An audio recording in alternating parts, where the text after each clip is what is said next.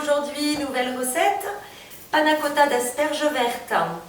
Donc une recette très simple.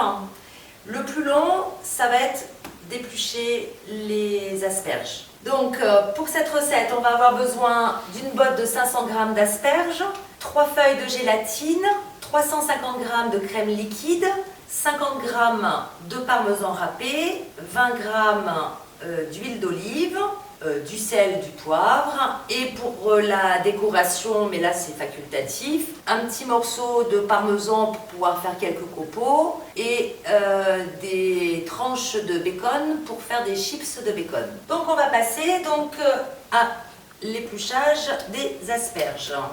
Donc on va commencer à éplucher les asperges. Donc on tient son asperge par la pointe et avec l'économe, on vient éplucher.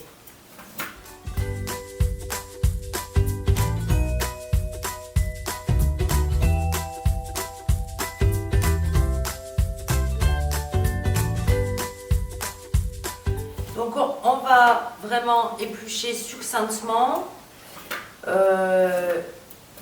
C'est pas obligatoire non plus, puisque après on va passer la préparation au tamis pour enlever les fibres.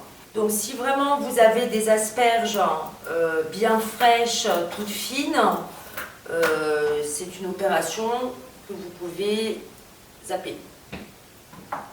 Voilà, donc nos asperges sont épluchées succinctement. On va donc les mettre à cuire à la vapeur, donc entre 20 et 25 minutes. Là, ça dépend aussi un petit peu de ce que vous avez comme cuit-vapeur. Moi, j'ai un cuit-vapeur traditionnel, donc en gros, c'est 20 minutes. Celles qui les mettent à la cocotte minute à la vapeur, ça peut être un petit peu moins. Donc, l'idéal, après, pour vérifier la cuisson, on pointe une pointe de couteau à l'intérieur et de là, on voit si elles sont suffisamment cuites ou pas. Donc voilà, nos asperges sont cuites. On va pouvoir commencer la préparation. Donc on va mettre la crème à chauffer. Donc voilà, la crème a été portée à ébullition.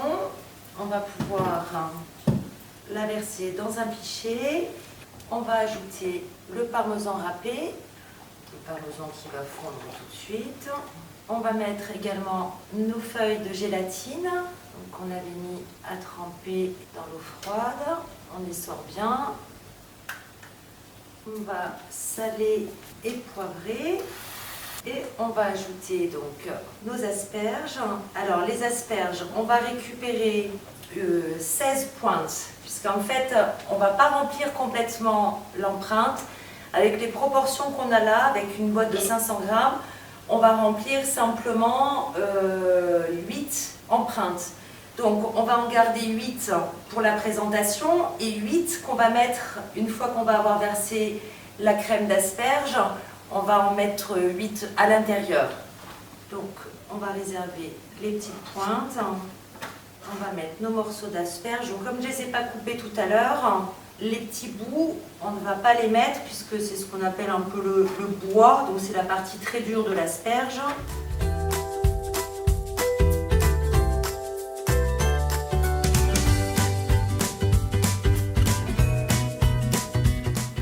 Là, on a ajouté les morceaux d'asperges. Il ne nous reste plus que l'huile d'olive. Et on va mixer simplement. Donc maintenant, pour que ce soit plus agréable, alors c'est pas obligatoire. Mais personnellement, je déteste quand on ressent des filaments quand on mange. Donc on va passer la crème au chinois.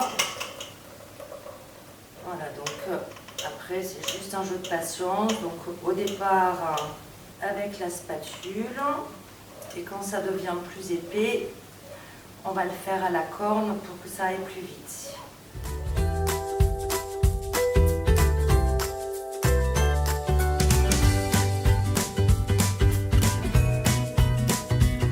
Voilà, donc là, on a passé notre crème. On récupère bien en dessous. Voilà, donc ce qui nous reste dans le tamis, ce ne sont vraiment que les fibres. Alors après, c'est pas une obligation, hein, mais je trouve que c'est quand même plus agréable. À la rigueur, vous testez les deux et vous verrez. Voilà, donc avec la crème qu'on a récupérée, on va répartir donc dans nos empreintes, donc Savarin carré.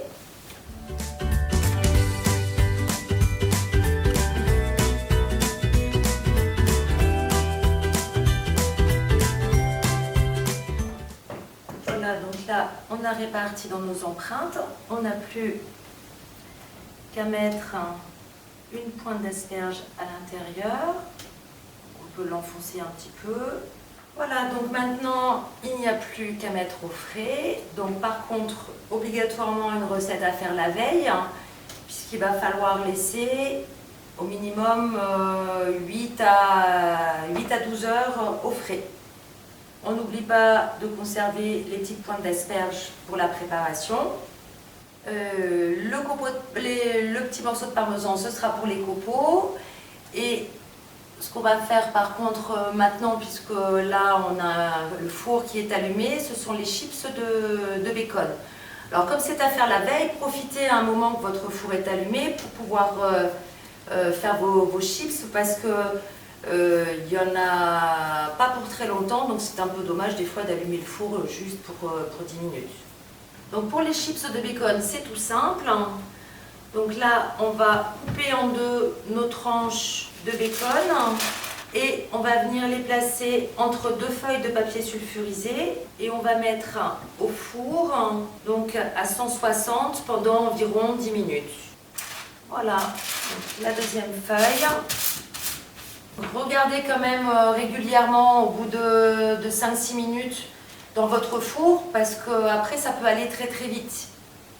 Donc voilà, on a sorti donc nos chips de bacon du four.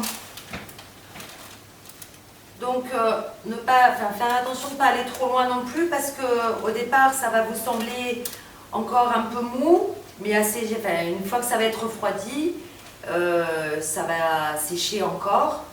Donc là, c'est bien. Il faut vraiment que le tour soit bien bruni et après c'est bon.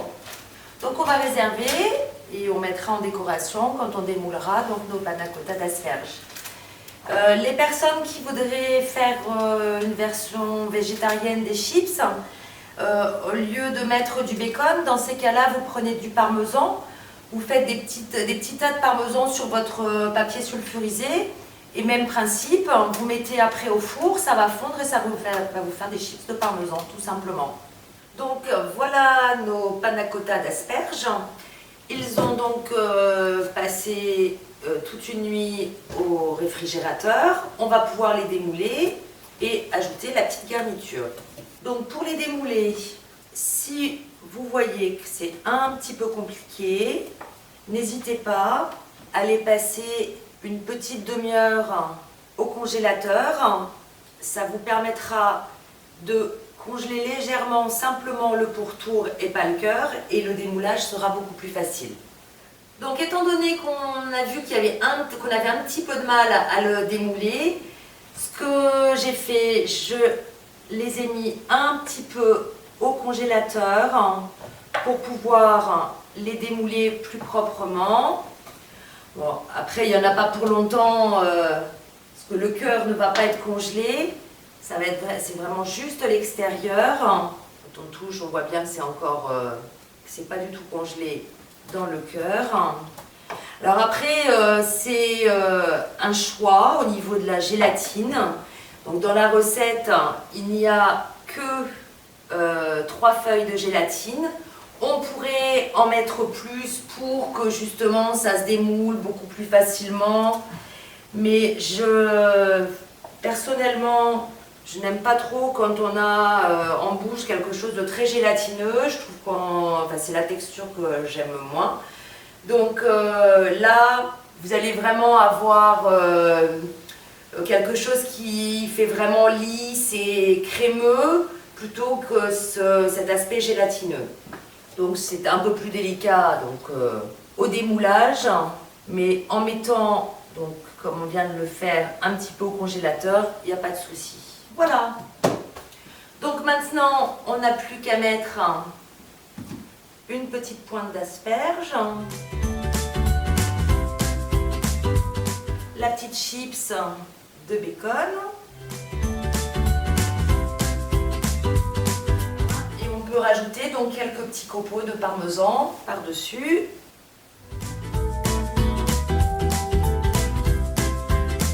Donc et voilà donc nos panna cotta aux asperges vertes.